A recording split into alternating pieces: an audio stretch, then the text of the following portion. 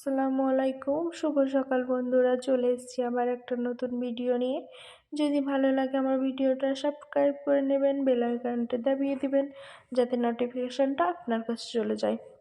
এই তো স্লাইডিংটা খুলে নিয়েছি, ডাইনিংয়ে চলে এসেছি। ডাইনিংয়ে এই তো সূর্যটা উঠছে, আমার ঘরে প্রবেশ করাবো প্রথম আলোটুকু, সেই জন্য আমি স্লাইডিংটুকু খুলে দিলাম। সকাল সকাল সূর্যের আলোটা ঘরে পড়লে বাবা খুব ভালো লাগে। শীতকালে বরঞ্চ, তাই না? শীতকালে একটু আলো আলো খুব ভালো লাগে। মিষ্টি মিষ্টি সকালের রোদটা দেখুন উঠছে। ওই রুমে পাশের রুমটারও স্লাইডিংটা খুলে দেব। আর একটা যে বেডরুমটা আমরা শুই সেই বেডরুমটার খুলে দিয়ে চলে এসেছি। ডাইনিংটার খুললাম, এবার এই বেডরুমটার খুলে দেব। ওখানে আমার ছেলে খেলছে, বসে আছে। এই তো খুলে দিই।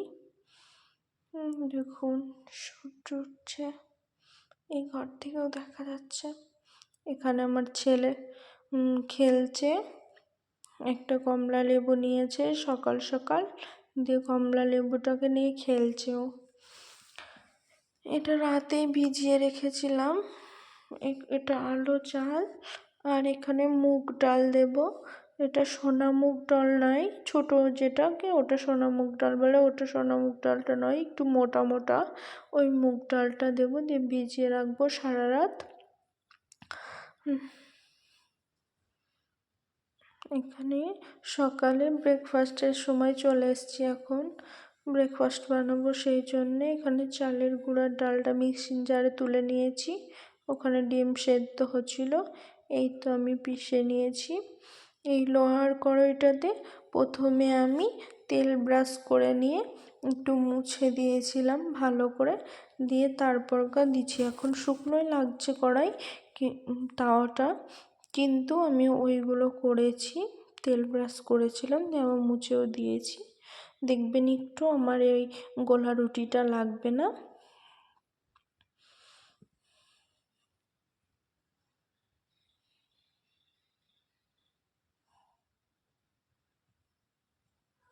সবাই গোলা রুটি করতে পারে না, গোলা রুটির তলাটা ধরে যায়, কিন্তু আমি যেভাবে করি ওইভাবে করলে একদমই লাগবে না। দেখুন চারিপাশ দিয়ে কি সুন্দর উঠে পড়েছে, একটুও লাগবে না।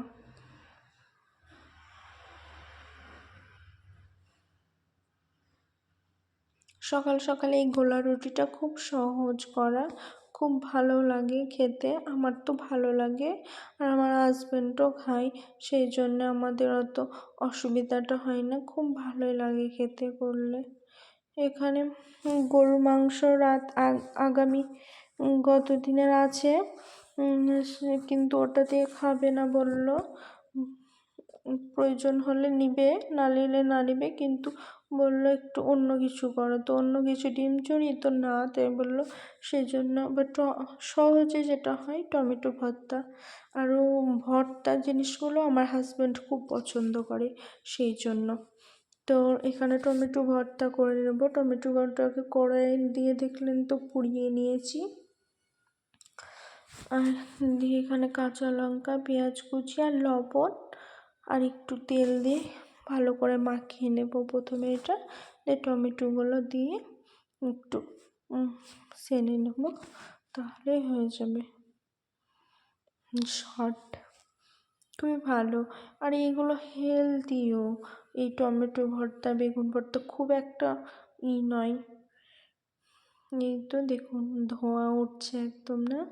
টমেটো দিয়ে আমার হাতটাও গরমও লাগছে, কিন্তু হাজব্যান্ড একটু বেরোবে, সেই জন্য একটু তাড়াতাড়ি করছি। এই তো হয়ে গেছে এখানে টমেটো ভর্তা, আর একটু গরুর মাংস আমি নিয়েছি, ও খেয়ে চলে গেছে, বেরিয়েও গেছে। এই তো আপনারাও খেয়ে নেন, খুব ভালো হয়েছিল। এই তো দুপুরের রান্নায় চলে এসেছি। হাজব্যান্ড সকালেই মাছ নিয়ে এসেছিলো, তো মাছটাকে ধুয়ে রেখে দিয়েছিলাম। এখানে নুন আর হলুদ দিয়ে মাখিয়ে নেব, মাখিয়ে নিয়ে ভেজে নিয়ে রান্না করবো আজকে, মাছ হবে আর ভাতে আলু সেদ্ধ দিয়েছি আর ছোলার শাক দিয়ে বেগুন দিয়ে ভাজা, ওইগুলো হয়ে গেছে। এখন মাছটা করে নেব, মাছটাই বাকি আছে খালি। মাছের একটু মানে ঝোল মতো রাখবো, ওগুলো শুকনো হয়েছে, মানে আলু ভর্তা আর বেগুন দিয়ে ছোলার শাক ভাজা, সেই জন্য।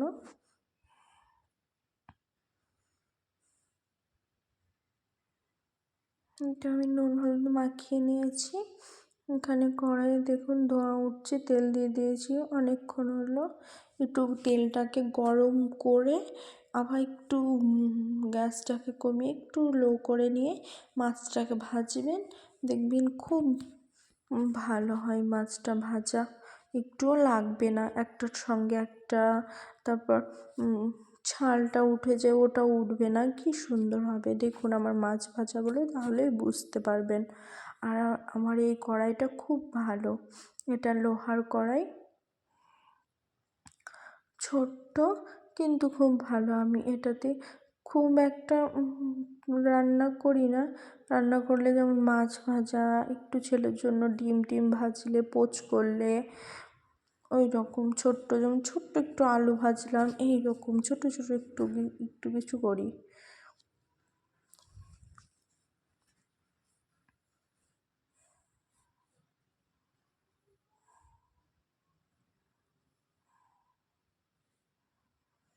একটা পেঁয়াজ ভেজে নিয়েছি, এখানে টমেটো আর আদা আর রসুন একসঙ্গে এখানে পেস্ট করে নিয়েছিলাম, পেস্ট করাটা দিয়ে দিলাম। আর আরেক বাটিতে হলুদ গুঁড়ো, লঙ্কা গুঁড়ো, লবণ আর জিরে গুঁড়ো আর ধনে গুঁড়ো, ওগুলো কাঁচা গুঁড়োই দিয়ে একসঙ্গে ভিজিয়ে রেখে জলটা দিয়ে দিলাম। এইভাবে মশলাটা ভিজিয়ে দিলে মশলাটা স্বাদ হয় ভালো।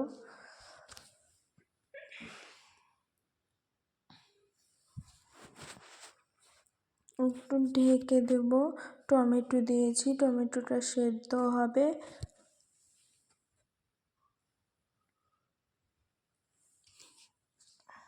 আর ভালোভাবে মশলাটা কষে যাবে।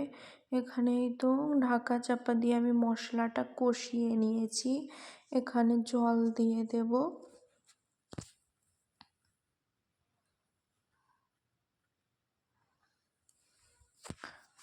ওই তো মিক্সিং জারে, যেটাতে আমি আদা রসুন টমেটো পেস্ট করেছিলাম, ওটাতে জল নিয়ে ধুয়ে ওটাতে দিয়ে দেব মাছের ঝোল।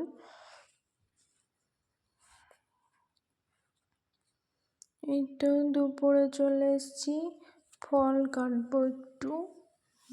ছেলে তো একদম একা ফল খেতে চায় না, আমরা খেলে খাবে, তো এই জন্য বাড়ির সবারই জন্যই ফল কেটে নিয়েছি। এখানে কলা নিয়েছি আর একটা বেদানা, এই বেদানাটা অনেক দিন হলো খাওয়া হয় না, বেদানাটা খুব একটা খেতে ভালো লাগে না, ছাড়িয়ে খেতে হবে একটা একটা করে, সেই জন্য। এখানে কমলা লেবু নিয়েছি, বেদানা নিয়েছি আর কলা।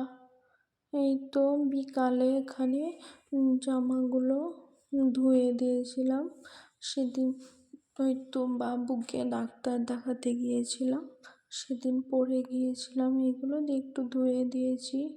এটা আমার সোয়েটার, মানে এটা চুড়িদারের মতো সোয়েটার।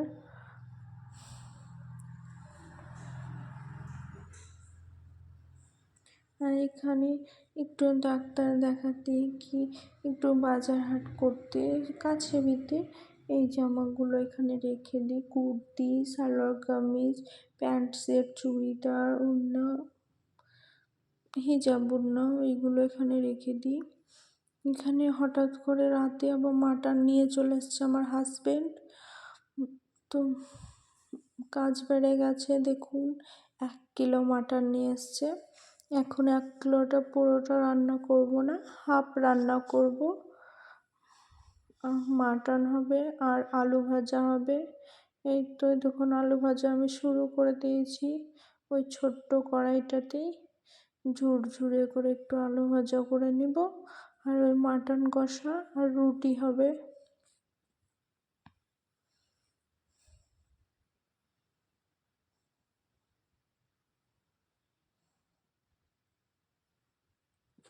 মাছ আজকে রান্না করেছিলাম, এক পিস খেয়েছে, বাকিগুলো সব ভরা আছে, ওর ভালো লাগেনি। মাছটা কি যেন একটু ভালো লাগলো না, সেই জন্য আবার মাটন নিয়ে চলে এসছে। কিন্তু মাটন রান্না করার জন্য এখানে আদা রসুন আর একটু পেঁয়াজ কুচি করে নিয়েছি, এটাকে পেস্ট করব। আর এখানে কড়াইয়ে তেলে কিছুটা পেঁয়াজ দিয়ে দিয়েছি, এখানে ভাজছি।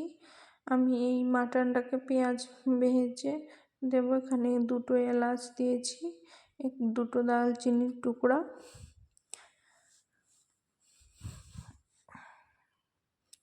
দুটো এলাচ দিয়েছি। এখানে 500 মাংস যেতে হবে হাফ। এই তো মাটনটাকে আমি কষিয়ে নিয়েছি, কষাচ্ছি এখনো। এখানে আমি রুটি করছি, আমার হাজব্যান্ডকে ক্যামেরা ধরতে দিয়েছি। তোমার হাজব্যান্ড ক্যামেরা ধরেছে, দেখুন কিভাবে। আপনারা একটু অ্যাডজাস্টমেন্ট করে নেবেন।